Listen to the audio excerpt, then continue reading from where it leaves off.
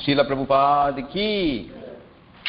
तो हम लोग सुन रहे हैं शीला प्रभुपाद का जीवन, अत्यंत सुंदर जीवन है शीला प्रभुपाद का। और ऐसे भक्तों का जीवन सुनकर हमारा उत्साह भक्ति में बहुत अधिक बढ़ता है और इसी उत्साह को बढ़ाने के लिए हम लोग प्रयत्नशील हैं। तो बात करते हैं 1935 की। और ये वो वक्त है जब शीला प्रभुपाद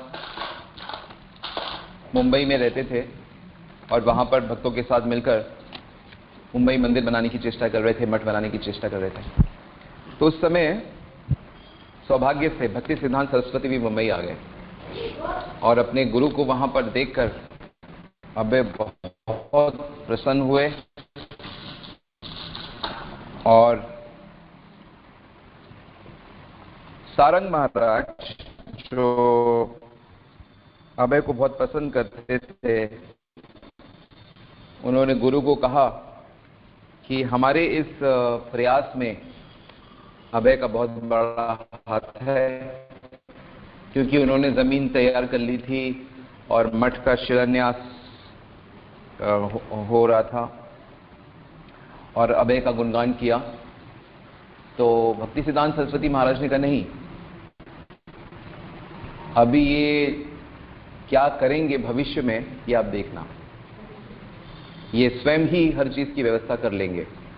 क्योंकि वो ये कह रहे थे कि इनको मंदिर का अध्यक्ष बना दीजिए।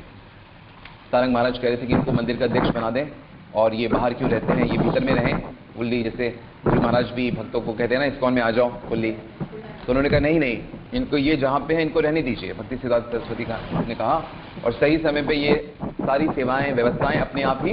और अभी को सुनकर बहुत अच्छा लगा कि उनके गुरु उन पर इतना विश्वास कर रहे हैं। और 1935 में ही नवंबर में मुंबई के बाद भक्ति सिद्धांत महाराज कुछ समय के लिए कलकत्ता गए और कलकत्ता से कार्तिक के महीने में वो वृंदावन चले गए। और इस बार वो वृंदावन में राधा कुंड में रुके। पूरा एक महीना राधा कुंड में ही वो चैतन्य चरितामृत, चैतन्य भागवत पुराण, इन सब ग्रंथों का अध्ययन करते थे और उस पर प्रवचन भी करते थे शाम को। तो जब अभय को पता लगा कि गुरुदेव वृंदावन में हैं, तो वो तुरंत अपने पुत्र को लेकर, अपने छोटे बेटे को लेकर वृंदावन पहुंच गए। और वहां पे राधा कुंड में जो गौड़ीय मठ बना, श्री श्री राधा कुंज बिहारी मठ, और वहां पे उन्होंने ठाकुर जी की स्थापना करी। क्योंकि भक्ति सिद्धांत महाराज भी बहुत 64 मंदिर उन्होंने बनाए थे अपने छोटे से काल में। जैसे प्रभुपाद जी ने 12 साल प्रचार किया, तो भक्ति सिद्धांत सरस्वती महाराज ने भी ऐसे ही 12-15 साल प्रचार किया। तो इन आचार्यों ने बहुत कम समय प्रचार किया और इतने कम समय में इतने बड़े बड़े काम करे हैं। तो वहां पर जो राधा कुंड है, उस समय राधा कुंड की बात ही कुछ और थी। वहां पे इतने घर नहीं थे जैसे अभी हमको दिखाई देते हैं। वहां पे राधा कुंड के चारों तरफ इमली के, तमाल के और नीम के पेड़ एकदम झुके हुए रहते थे, कि उनकी छाया राधा कुंड में, शाम कुंड में पड़ती थी। और तरह तरह के सारस, पक्षी, बतख उसमें घूमते थे, मछलियां ऊपर नीचे करती रहती थी, कछुए भी अपना मुंह बाहर निकाल लेते थे, तोते बहुत ज्यादा वो चारों तरफ उड़ते थे, मोर नाचते थे, गौरैया चहचहाती थी और खरगोश भी घूमते थे और यहाँ तक कि हिरन भी आ जाते थे। उस समय राधा कुंड की जो बात थी वो कुछ गजब की थी। और साथ ही में रघुनाथ दास गोस्वामी जी की समाधि थी। कृष्णदास कविराज जी का वो स्थान था जहाँ पर बैठकर उन्होंने चैतन्य चरितामृत को लिखा। और चैतन्य चरितामृत वास्तव में गौड़ीय वैष्णवों का एक बहुत एक सुंदर एक कोहिनूर के समान है। चैतन्य चरितामृत किसी गौड़ीय भक्त को मिल जाए और उसको जंगल में छोड़ दिया जाए या कहीं जेल में बंद कर दिया जाए तो भी उसको कोई नुकसान नहीं है, पूर्ण आनंद में वो रहेगा। चैतन्य चरितामृत वाकई में ऐसा ग्रंथ है। तो भक्ति सिद्धांत महाराज उस ग्रंथ का अध्ययन करते। तो अभय अपने गुरु से मिलने वृंदावन पहुंचे और उनके साथ उनका पुत्र था। तो भक्ति सिद्धांत महाराज को पता था कि अभय आज से आ रहे हैं, उन्होंने इन्फॉर्म किया था। भक्ति सिद्धांत महाराज ने उनकी बेटे को एक छोटी सी जैकेट भी गिफ्ट में करी। गिफ्ट में दी। जैसे गुरु महाराज कई बार देते हैं गिफ्ट, मुझे तो मेरे को याद है महाराज लगभग हर साल ही मुझे गिफ्ट देते हैं जैकेट। एक दिन मैंने ऑब्जर्व किया कि मेरे पास जितनी भी जैकेटें हैं, एक आध को छोड़ दो, तो सब महाराज ने दी है मुझे इतनी सारी कि हर साल गुरु माता जी भी आती थी, गुरु महाराज मुझे ऐसे देते थे। तो मेरा भी बहुत भाग्य है इन जैकेट के मामले में। तो वो समय था जब अभय अपने गुरु के साथ राधा कुंड में अकेले टहलते थे। उनको ऐसा भी अवसर मिला। पहले की बात नहीं थी, पहले जब वो जानते भी नहीं थे और इस तरह। और राधा कुंड में टहलते समय उन्होंने ऑब्जर्व किया अभय ने कि गुरु महाराज थोड़ा सा किसी बात को लेकर परेशान है। और वो किस बात को लेकर परेशान थे कि पीछे कुछ ही दिन पहले बाग बाजार जो मठ कलकत्ता में बनाया गया था, वहां पे बड़े बड़े साधुओं में आपस में झगड़ा हुआ था। किस बात को लेकर झगड़ा हुआ था कि कौन से कमरे में कौन रहेगा, मुख्यालय में कौन बैठेगा, इसको लेकर काफी। तो इस बात से अभय को भी बड़ा दुख हुआ, लेकिन वो कुछ कर नहीं सकते थे क्योंकि वो तो एक सिंपल से गृहस्थ भक्त थे। और भक्ति सिद्धांत महाराज यही कहते थे कि अच्छा होता कि हम इन सबको बेचकर उससे किताबें छाप देते। तब राधा कुंड में अभय के साथ सिर्फ गुरु महाराज थे और वो उनके पुत्र थे। तो वो लोग ऐसे टहलते थे, चैंटिंग करते थे और कुछ समय तक अभय वृंदावन में ही रहे। और भक्ति सिद्धांत महाराज कहते थे अगर यही हाल रहा तो आगे चलकर आगुन ज्वलबे कि गौड़ीय मठ में आग जलेगी और सब ध्वस्त हो जाएगा। क्योंकि यदि लोगों को हरिनाम दीक्षा दी जाए और उनको वैष्णव और ब्राह्मण के स्तर पर लाया जाए, परंतु यदि वे अपने गुरु की शिक्षाओं को ठीक से ग्रहण नहीं करेंगे तो वो शूद्र का स्वभाव ही व्यक्त करेंगे। क्योंकि शूद्र का क्या स्वभाव होता है? मेरा मेरा मेरा मेरा भोग करना, ये शूद्र स्वभाव होता है। ब्राह्मण और क्षत्रिय जो होते हैं वो भोग का स्वभाव नहीं होता उनका। तो ब्राह्मण बनना कोई इतना आसान नहीं है, वैष्णव बनना कोई इतना आसान नहीं है। तो इसका मतलब यह है कि वो लोग अपने गुरु के शिक्षाओं को ग्रहण नहीं कर पाए। जो भी द्वेष करते हैं, वैष्णव को तो किसी से द्वेष ही नहीं करना चाहिए। और साधु लोग, भक्त लोग यदि आपस में द्वेष करें, आपस में लड़ाई करें, झगड़ा करें, तो ये बहुत दुख की बात है। तो इसलिए भक्ति सिद्धांत सरस्वती महाराज ने अभय को बोला कि यदि तुम्हें कभी धन की प्राप्ति हो तो क्या करना? हाँ, ग्रंथों को छापना, बुक्स को प्रिंट करना, क्योंकि ये जो आचार्यों के जो ग्रंथ हैं ये सबको प्राप्त होनी चाहिए। फिर कुछ समय बाद, ये बात चल रही है 1936 की, जब उनका स्वास्थ्य थोड़ा बिगड़ गया। भक्ति सिद्धांत सरस्वती महाराज का स्वास्थ्य बिगड़ गया और तब अभय ने उनको एक पत्र लिखा, ठीक है। और पत्र में उन्होंने लिखा कि गुरु महाराज, आपने जो काम किया है ये पृथ्वी में अभी तक किसी ने नहीं किया।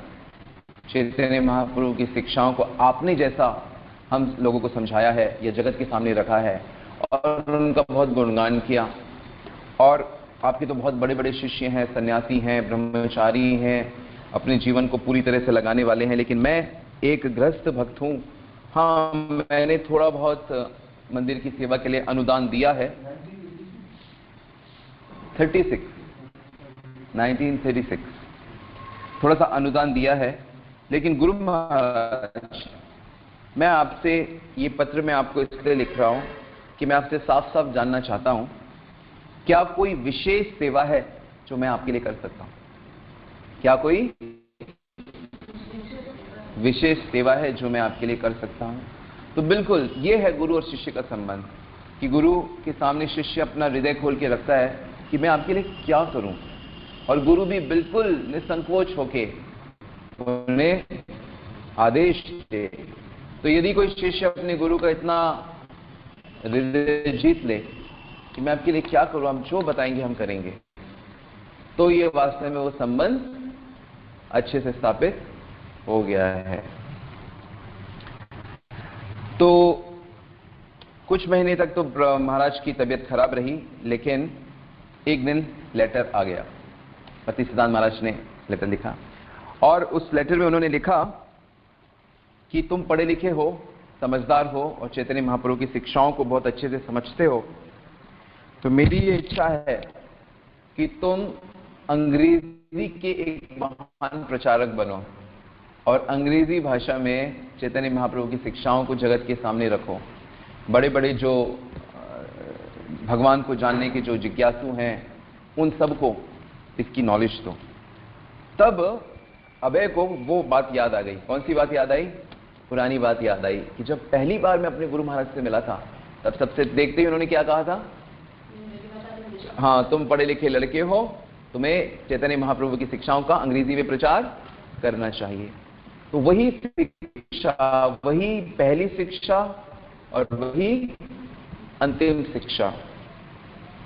क्यों अंतिम शिक्षा इसलिए कह रहा हूं? क्योंकि इसके 2 हफ्ते बाद ही भक्ति सिद्धांत सरस्वती ठाकुर 1 जनवरी 1937 को उन्होंने शरीर छोड़ दिया।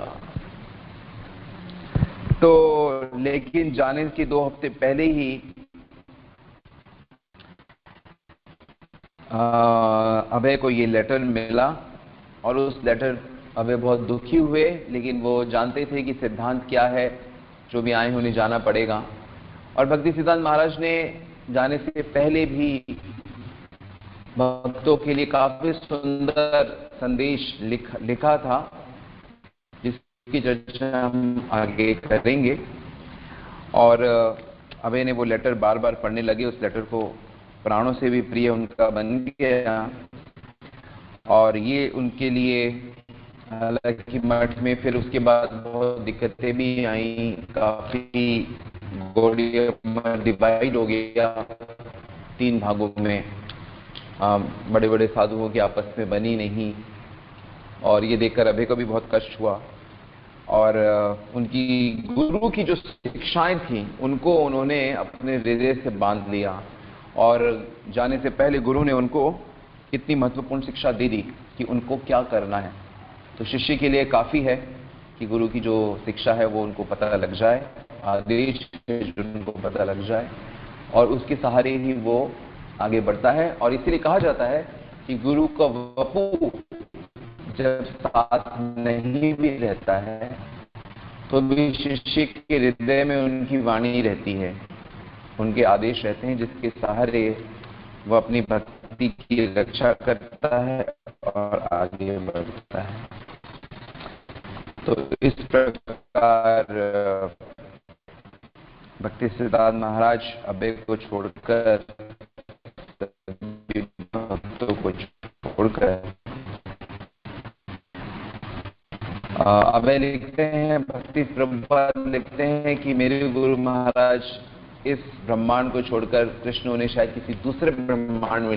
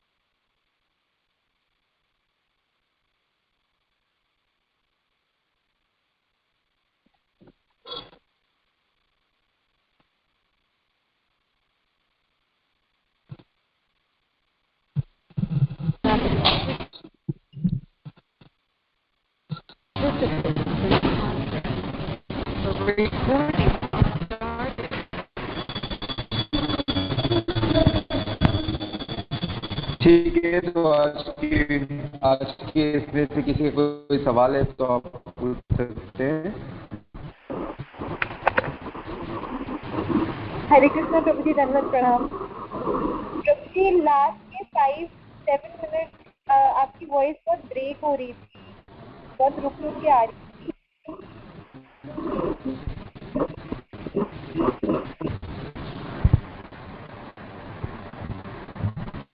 ये किशोरी माता जी, हरे कृष्णा प्रभु जी, धन्यवाद। बहुत ब्रेक हो रही थी, तो क्या करें? लास्ट के 7 मिनट्स में यही बताया गया कि प्रभुपाद ने, अभय ने एक लेटर लिखा था अपने गुरुदेव को कि वो उनकी क्या सेवा कर सकते हैं, और उसका रिप्लाई तो जब आया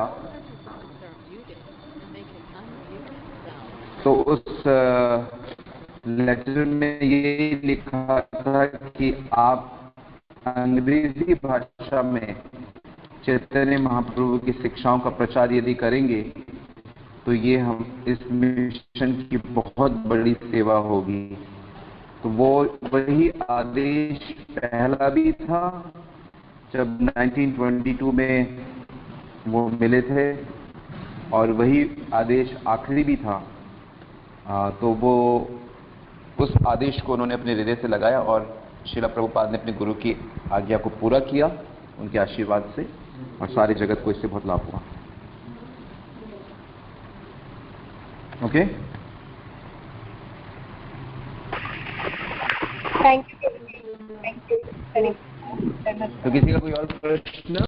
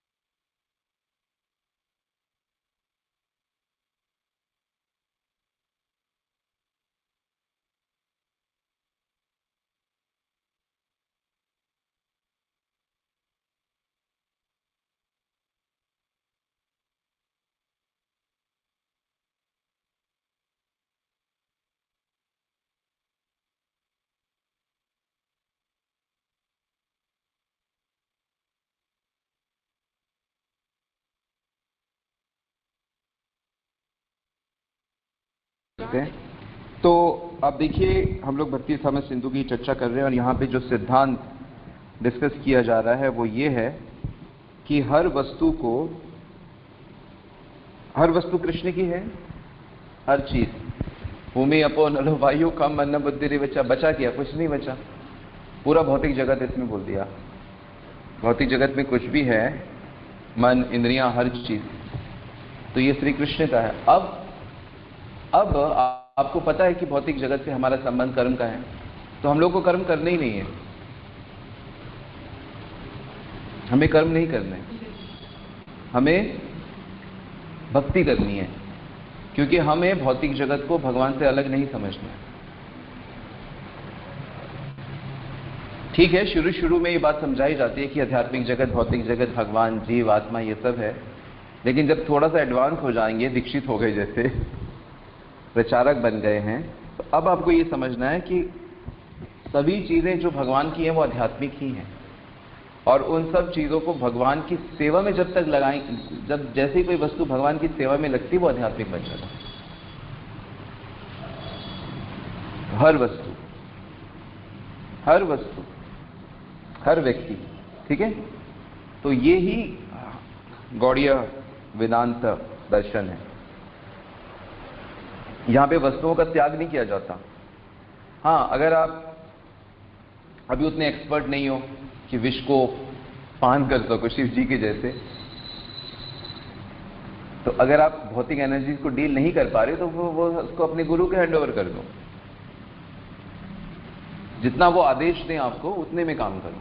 जो इसीलिए गुरु की आज्ञा सर्वोपरि होती है, वो जो कहें वही करो, सिंपल। सारी चीजें अप्रोप्रिएट हो जाएंगी। फिर सही समय आएगा कि जब आप भी लीड कर सकते हो, डिसीजन ले सकते हो, निर्णय ले सकते हो, ठीक है। तो ये गौड़ीय वैष्णव का एक बहुत ही महत्वपूर्ण सिद्धांत है कि हर वस्तु को वो भगवान की समझता है, बार बार अपने आप को अनुभूति दिलाता है, ये भगवान की है। और वास्तव में देखा जाए तो उत्तम अधिकारी इसी को बोलते हैं। उत्तम अधिकारी कौन होता है? जो हर व्यक्ति के अंदर भगवान को देखता है। अंदर क्या देखता है? वो तो देखता है कि हर व्यक्ति भगवान की गोदी में बैठा हुआ है, हर चीज को भगवान की देखता है, और वो हर काम को भगवान का ही काम देखता है, हर काम को। तो इसलिए उसका जो मन है वो हर समय भगवान में लगा, उत्तम अधिकारी। और जो थोड़ा सा, जिसका उतना भक्ति नहीं हुआ है अभी, वो 4 प्रकार का देखता है। वो देखता है कि भगवान के भक्त कौन है, जो भगवान के भक्त हैं उनसे वो प्रेम करता है, जो भगवान के बारे में जानना चाहते हैं उनको वो उपदेश देता है, जो जिज्ञासु हैं करते हैं, जो उसके समान ही भगवान की भक्ति कर रहे हैं उससे वो मित्रता करता है, और जो भगवान की बुराई करते हैं, द्वेष करते हैं, वो उन लोगों से दूर रहता है। इस प्रकार मध्यम अधिकारी होता है। और कनिष्ठ अधिकारी कौन होता है? बिल्कुल नया, जो केवल भगवान के मूर्ति को ही सम्मान करता है, भगवान के भक्तों का सम्मान नहीं करता। भगवान के भक्तों में उसकी ये भावना नहीं होती कि भगवान के निज जन है। जैसे अभी हम लोगों का ही हाल है, हमारा तो बुरा हाल है।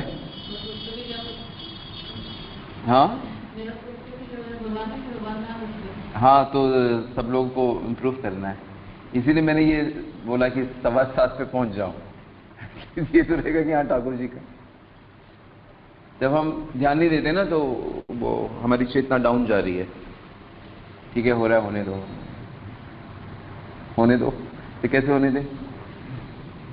मुश्किल रहेगी। फिर आगे पढ़ें। ये सिद्धांत क्लियर हो गया? अच्छा बताइए, कानों की बाली को कैसे भगवान की सेवा में लगाएंगे? कानों की बाली को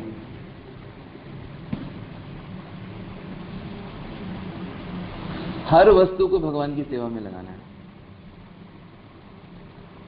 साड़ी को, सूट को कैसे लगाएंगे? वो शरीर की सेवा में है, शरीर नौका है, साधन है, भगवत का सेवा, तो शरीर की पार्ट है। या तो इसलिए जैसे कि जो भक्त हैं, आप देखोगे कि भक्तों की एक विशेष वेशभूषा होती है, ड्रेस कोड होता है। क्यों भक्त लोग एक विशेष प्रकार का ड्रेस कोड पहनते हैं?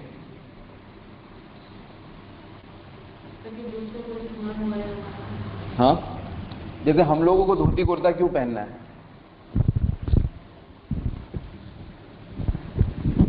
एक कपड़े हैं ना,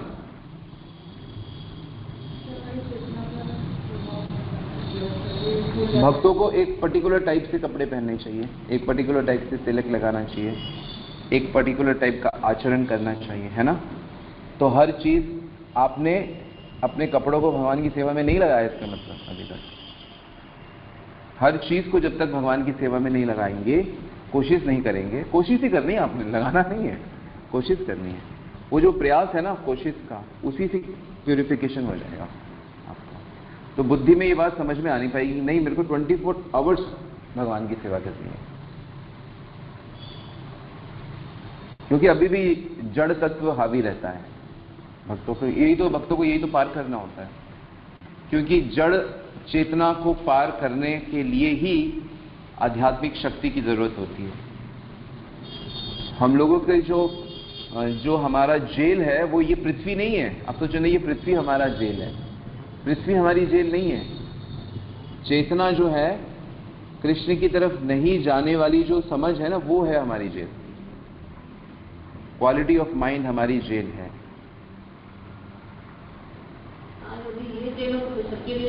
हाँ, सबके लिए जेल। जीवन मुक्त फिर कौन? जीवन मुक्त का तो कोई मतलब नहीं हो गया।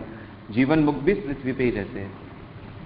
जो समझ है, बुद्धि और मन, एक्चुअली ये जेल है हमारे, क्योंकि इंद्रियां तो दास है मन और बुद्धि के। मन जिस क्वालिटी का होगा, बुद्धि जिस क्वालिटी की होगी, इंद्रिया अपने आप उधर टर्न हो जाएंगे।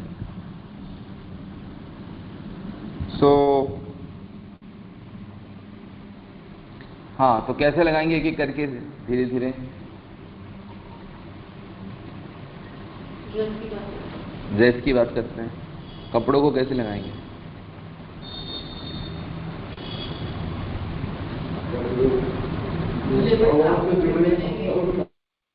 भगवान की सेवा में जाना, भगवान का